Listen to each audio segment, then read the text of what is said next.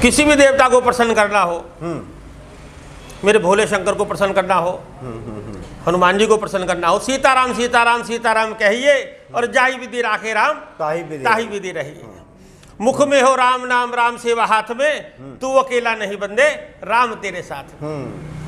तो अगर राम जी तेरे साथ में तो हनुमान जी स्वयं खड़े हुए हैं। जय सिया राम।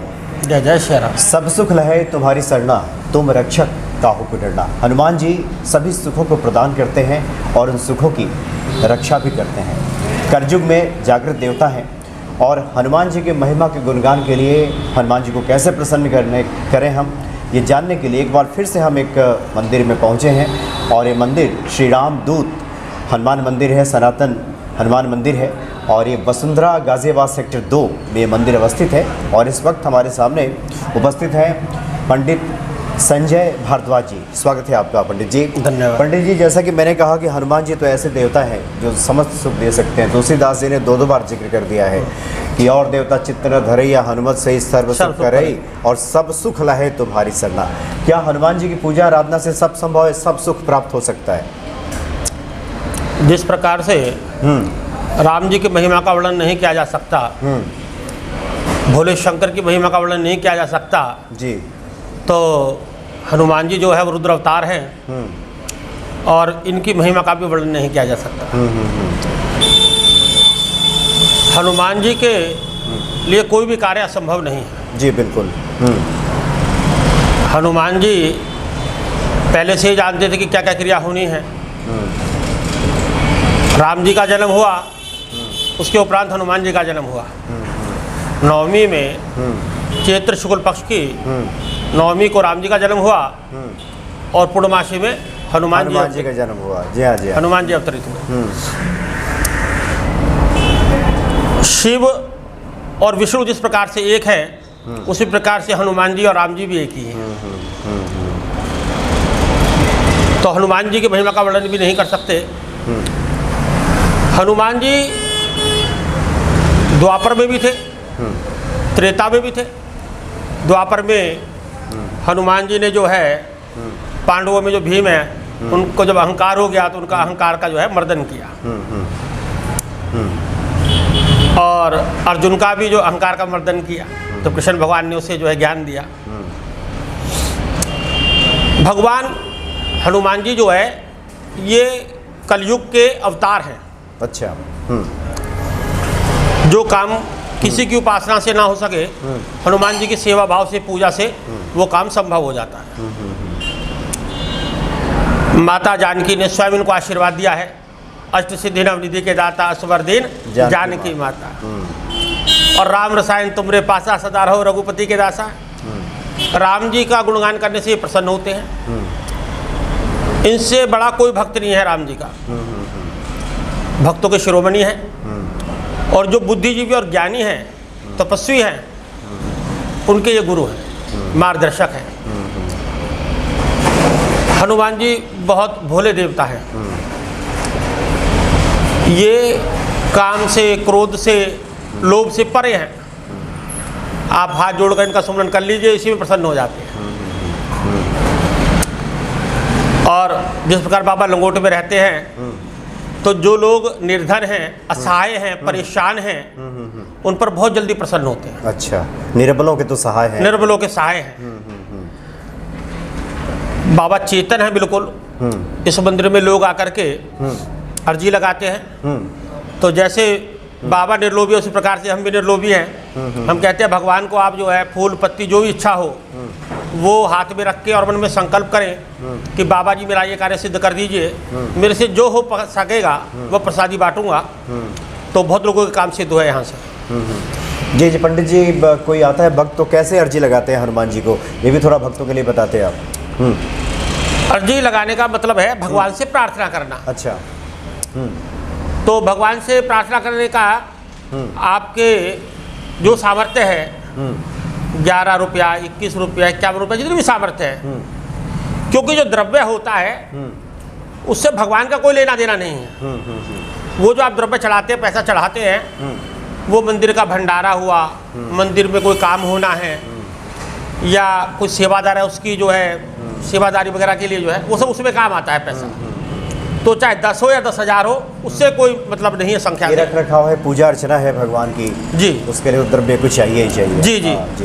तो कुछ द्रव्य लेकर के मन में संकल्प करेंगे कि हे भगवान राम जी, हम आपके बालक हैं, आपकी संतान हैं, असहाय हैं, इस विपत्ति से परेशान हैं, और मेरी प्रार्थना है आपसे कि मेरा ये मनोरथ पूरा कर दीजिए, और आपके आशीर्वाद से अवश्य पूरा होगा, विश्वास के साथ, क्योंकि बालक है ना तो जिद करनी पड़ेगी। हाँ। आपके आशीर्वाद से ये मेरा कार्य अवश्य पूरा होगा, और मुझे उम्मीद है, और जैसे ही मेरा कार्य पूर्ण होगा तो जो भी आप शक्ति देंगे उस प्रकार मैं आपकी सेवा भाव करूंगा। मैं प्रसादी चढ़ाऊंगा, मैं चोला चढ़ाऊंगा, मैं भंडारा करूंगा, जो भी इच्छा हो। तो वो जो भी हाथ में द्रव्य होगा, अच्छा, द्रव्य फूल लेकर के अच्छा, वो भगवान को चढ़ा देंगे, और जो भी प्रसाद लाएंगे 11, 21, 51 का वो भोग लगवा करके और प्रसाद वितरित कर देंगे सब लोगों को। जी जी जी। तो ये एक विधि है मनोकामना पूरी होने के जी बाद। जी जी। यानी जो भी भक्त अपनी मनोकामना पूरी कराना चाहता हो, जी जी। हनुमान जी के सामने, जैसा कि पंडित जी ने बताया, जी। कुछ फूल हो गया, जल हो गया, द्रव्य कुछ लेकर के, जी जी। और जो भी संकल्प है वो करें भगवान के सामने। हाँ। और जब आपका काम हो जाता है तो यथा सामर्थ्य बिल्कुल बिल्कुल भगवान की सेवा में उपस्थित हो जाए। बिल्कुल। यही सबसे बड़ी पूजा है। जी। अच्छा पंडित जी, चूंकि आजकल का जो समय है, भागम भाग का जीवन है, लोगों के सामने कई तरह की कठिनाइयाँ हैं, परेशानियाँ हैं। बहुत सारे ऐसे भक्त हैं जो फ़ोन कॉल्स के जरिए, मैसेज के जरिए पूछते भी हैं कि पंडित जी से कुछ ऐसा उपाय जाना जाए कि अब संकटों से, क्लेश से, परेशानियों से, कई तरह की परेशानियां हैं जीवन में, उससे मुक्ति पाया जा सके। तो हनुमान जी को प्रसन्न करने का कुछ और स्मरण में आपके उपाय आ रहा हो तो वो बताते। हनुमान जी को अगर आप प्रसन्न करना चाहते हैं तो मन से, वचन से और कर्म से पवित्र रहे, और मंगलवार को तो भगवान को घी का चोला चढ़ता है। अच्छा। सिंदूर में घी मिला करके उसका चोला चढ़ता है। और शनिवार को जो ये अपना तेल होता है चमेली का, चमेली का तेल मिला करके उसका चोला चढ़ता है। भगवान को चोला चढ़ाएं सिंदूर मिला करके। और अगर पीपल का पत्ता मिल जाए तो पीपल के पत्ते पे चंदन से राम राम लिख करके, अच्छा जी, उसकी माला भगवान को पहनाएं, हनुमान जी को। और थोड़े से तुलसी पत्र, मिश्री और केला का फल भगवान को बहुत प्रिय है। अच्छा। कदली फलम। तो जो भी आपकी सामर्थ्य है वो लेकर के और भगवान को भोग लगाए। और संभव हो सके तो सुंदरकांड का पाठ करें। अगर संभव ना हो सके तो संकट मोचन हनुमाष्टक। अगर उतना भी समय नहीं है तो एक चौपाई है कि जाई विधि होए नाथ ही तो बोरा, करे उस बेगी दास में तोरा। हे भगवान जी, हे गुरु महाराज, आप सबका कल्याण करने वाले हैं, जिस प्रकार से भी मेरा कल्याण हो सके मेरा कल्याण कीजिए, क्योंकि मैं आपका चेला हूँ, आपका बच्चा हूँ। मतलब गुरु मानते हुए हनुमान जी जी जी ये आराधना करें। जी। अच्छा पंडित जी, आपने पीपल के पत्ते कहा, तो क्या ये कुछ 11 पत्ते या इस तरह के 21 पत्ते? विषम संख्या में ले लें। अच्छा। 11 ले लें, 21 ले लें, विषम संख्या में ले लें। उसमें चंदन से राम राम लिख करके, चंदन से राम राम लिख कर शनिवार को कर ले, मंगलवार को कर ले। शनिवार को करने से क्या होता है कि अगर किसी को शनि भगवान का कोई दोष आ रहा है, कोई महादशा, अंतरदशा कोई ऐसी आ रही है, या निष्ठकारी या 7.5 आ रही है, तो उसका प्रभाव तुरंत दूर हो जाता है शनिवार को भगवान हनुमान जी की सेवा करने से। शनिदेव ने वचन दे रखा है हनुमान जी, क्योंकि आज हम लोग शनिवार को हनुमान जी के सामने उपस्थित भी हैं। जी जी जी। तो शनि दोष भी कम हो जाता है या प्रभाव खत्म हो जाता है? जी जी, बिल्कुल बिल्कुल, इस पीपल के पत्ते का हाँ जी करने से। जब पंडित जी, एक सवाल आमतौर पे लोगों का होता है कि कुछ लोग अनुष्ठान करना चाहते हैं, जैसे कि हनुमान चालीसा का, या फिर आपने सुंदरकांड का जिक्र किया, कुछ लोग व्रत भी करना चाहते हैं जी। तो ऐसे लोगों को कुछ बताना चाहेंगे, कुछ नियम है, कुछ विधि है, किस प्रकार से वो करें? और हनुमान जी का व्रत वगैरह करने के लिए जो है शुक्ल पक्ष का जो मंगलवार आता है, पहला मंगल आए उसको रखिए आप, बहुत अच्छा रहता है।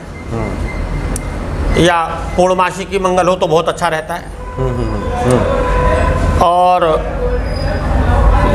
मन वचन कर्म से, वही वाली बात है, मन वचन कर्म से पवित्र रहना है बिल्कुल, ना ही झूठ बोलना है, किसी को सत्य वचन नहीं बोलने, झूठ, और मन से बिल्कुल पवित्र रहना है एकदम। और व्रत रखना है, उसमें नमक नहीं खाया जाता, मीठे जैसे रोटी खाई जाती है रात के समय में। दोपहर में कोई फलाहार वगैरह कर ले, और जितना हो सके सीताराम सीताराम सीताराम का सुमरन करें। अच्छा। अगर आप सीताराम का सुमरन कर रहे हैं तो आप ये समझिए कि जैसे आप अखंड रामायण का पाठ शुरू कर रहे हैं, वही फल आपको प्राप्त होता है। और अगर समय मिल जाए तो सुंदरकांड का पाठ कीजिए। जब आपका मनोरथ पूरा हो जाए तो उसके उपरांत उद्यापन जरूर करना चाहिए। मतलब ये कोई भी व्रत अनुष्ठान करे तो शुरू में जैसे कि आपने कहा संकल्प ले किया कि 7 दिन में करूंगा, 11 दिन करूंगा, 21 दिन करूंगा, और इस तरह से नियम व्रत का पालन करते हुए वो करे, और जिस दिन उसकी पूर्णाहुति हो, मतलब समापन हो, जी उस दिन उद्यापन करे। उद्यापन के लिए क्या विधि है पंडित जी? उद्यापन के लिए ऐसा है कि भगवान का चोला चढ़ता है पूरा। अच्छा, उस दिन चोला चढ़ा है जी।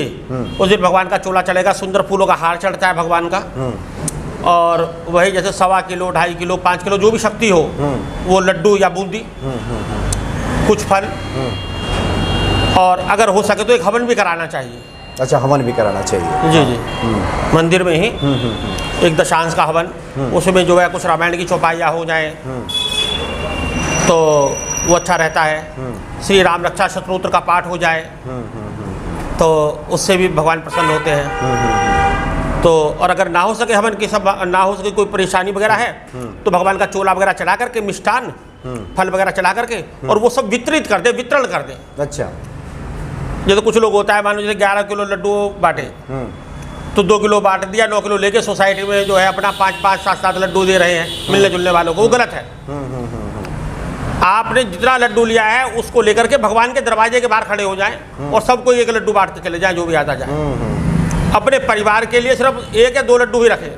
मतलब फ्रीज में उसको इकट्ठा ना करें, इकट्ठा नहीं करना, 4 दिन 5 दिन तक मेहमानों को खिलाते रहेंगे। हाँ। अच्छा, वितरण करना है। हाँ।